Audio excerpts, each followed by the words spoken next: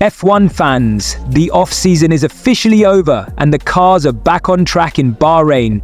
After months of waiting, we finally got to see the 2025 machines in action, and let me tell you, this pre-season testing was one for the books. From McLaren's orange Rocketship to Aston Martin's tractor vibes, the drama was non-stop. But the biggest shocker, Carlos in a Williams set the fastest time across all 3 days. Yes, you heard that right, Williams. Just like I predicted in my videos, they're looking strong. Now, I know what you're thinking. Another testing recap, really? But trust me, this one's different.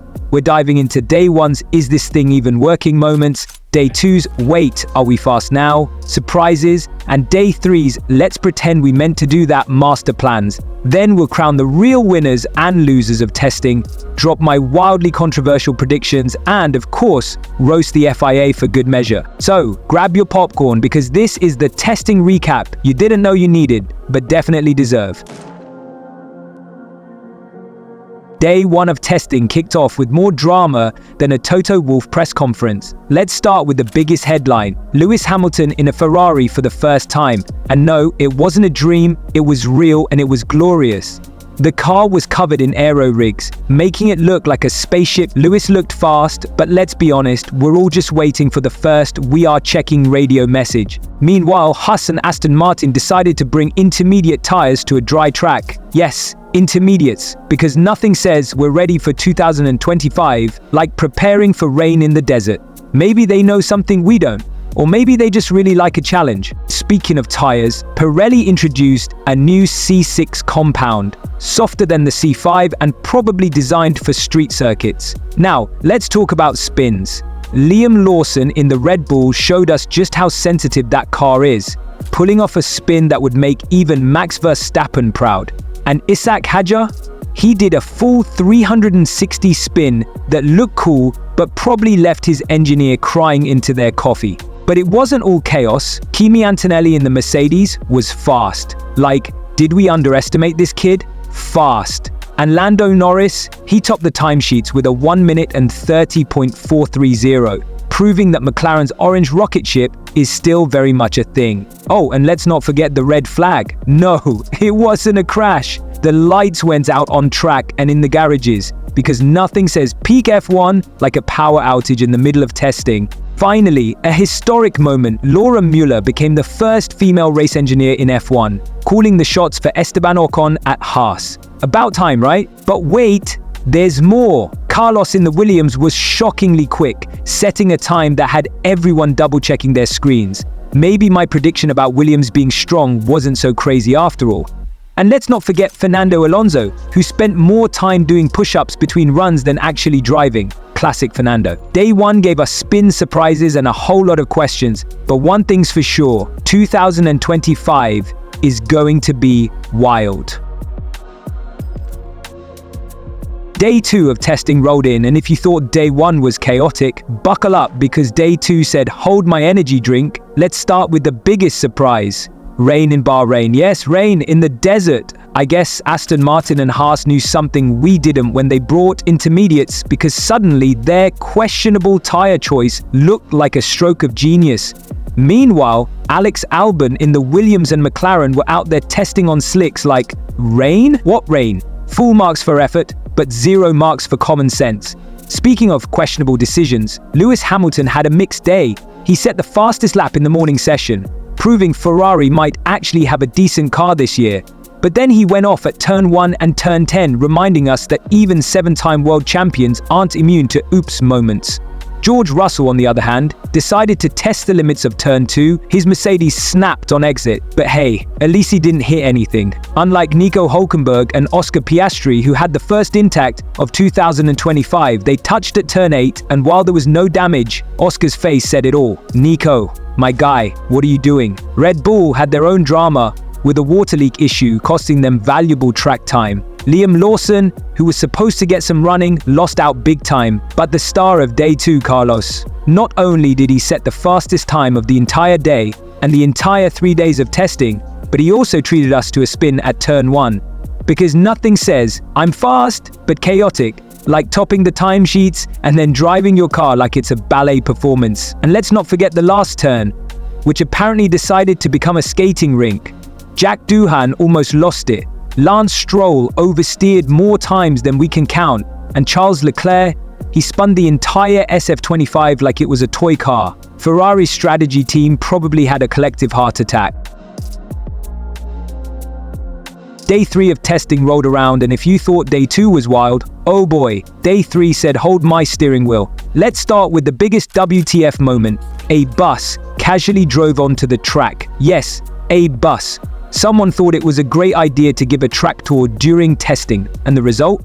A red flag session that left everyone scratching their heads. F1 never changes. Meanwhile, McLaren was having a slippery day. Lando Norris went off track more times than we can count, proving that even the fastest cars can't escape oversteer. And if that wasn't enough, Jack Doohan almost collided with Lando, who was moving slower than a Sunday driver. Let's just say the McLaren garage was probably running on caffeine and prayers by the end of the day. Max Verstappen, back in the Red Bull, had his own moment of chaos. He spun at turn 1, reminding us that even the reigning champ isn't immune to Bahrain's tricky corners. But don't worry, he still managed to complete 81 laps because Max doesn't do slow days. Haas, on the other hand, gave us the most dramatic moment of the day. Their engine cover literally blew off, exposing everything underneath. It was like a sneak peek into their garage. At least they gave us something to talk about. And then there's Kimi Antonelli. The Mercedes rookie had a rough day, bombing an official interview and dropping an F-bomb loud enough for the FIA to hand him a swear penalty. But at least he's keeping things entertaining. Day 3 was a roller coaster of spins, surprises, and straight-up chaos. But one thing's for sure, 2025 is going to be unpredictable. Alright, F1 fans, after 3 days of chaos, spins, and a BUS on track, it's time to break down the overall performance from testing. And let me tell you, the results are shocking, hilarious, and everything in between. First, the headline. Carlos in a Williams set the fastest time of the entire test, with a blistering 1:29.348. Yes, you heard that right. Williams, the team that's been the butt of jokes for years, is suddenly looking like a dark horse. Maybe my prediction about them being strong wasn't so crazy after all. Let's talk qualifying pace. McLaren topped the charts, proving their orange rocket ship is still the car to beat. Ferrari close behind, looking solid, but still with that Plan F energy. Mercedes and Red Bull are fighting for P3 and P4, which is basically 2024. The sequel, race pace, same story. McLaren are still the fastest, with Ferrari, Red Bull, and Mercedes following in that order. Williams, they're the surprise package, sitting comfortably in P5 for both qualifying and race pace. Meanwhile, Aston Martin, oh boy, P8 in qualifying and dead last in race pace. Lawrence Stroll's billions, not exactly paying off yet. But, to be fair, Adrian Newey hasn't even started working on their car. He's not allowed until March 3. So, maybe there's hope? Or maybe it's just more 5-year plan memes. Testing gave us a taste of what's to come, and one thing's clear. 2025 is going to be wild. McLaren and Ferrari are looking strong, Williams are the dark horses, and Aston Martin, well, let's just say they've got some work to do. After 3 days of testing, the 2025 season is shaping up to be one of the most unpredictable yet. So, let's dive into my wildly controversial predictions. Because who doesn't love a bit of chaos? First up, McLaren. They've been the fastest in testing, and I expect them to carry that momentum into the season. Ferrari, they're looking solid too, but let's be real, until they fix their strategy, they're always one Plan F away from disaster. Now Red Bull, Max Verstappen might be playing 4D chess here. Sure, they've been sandbagging, more on that later, but I wouldn't be surprised if they pull out some secret upgrades and dominate like it's 2023 all over again. Max doesn't do slow seasons, and neither does Red Bull. Mercedes? I'm not sold on them yet. They've been decent in testing, but I have a feeling they'll choke when it really matters. George Russell is good, but Kimi Antonelli is still a rookie. And let's be honest, Mercedes hasn't been the same since 2021. Now, my dark horses, Williams and Aston Martin. Williams shocked everyone by being the fastest in testing. I think they'll be fighting for top 6 or 7 this year. Aston Martin, on the other hand, is a wild card. Right now they're dead last in race pace, but Adrian Newey hasn't even started working on their car yet. Once he does, expect a massive upgrade by us. Lawrence Stroll's billions might finally pay off. But here's the thing, we've got 6 rookies on the grid this year, including Liam Lawson. That's a recipe for chaos, especially in Australia, where the track is tight and the pressure is high. Expect spins, crashes, and maybe even a red flag or two. So there you have it, my predictions for 2025. McLaren and Ferrari will be strong, Red Bull will pull a secret move, Mercedes will choke, Williams and Aston Martin will surprise us, and Australia will be a rookie crash fest. But hey, this is F1, anything can happen. Let me know your predictions in the comments, and don't forget to smash that subscribe button for more chaos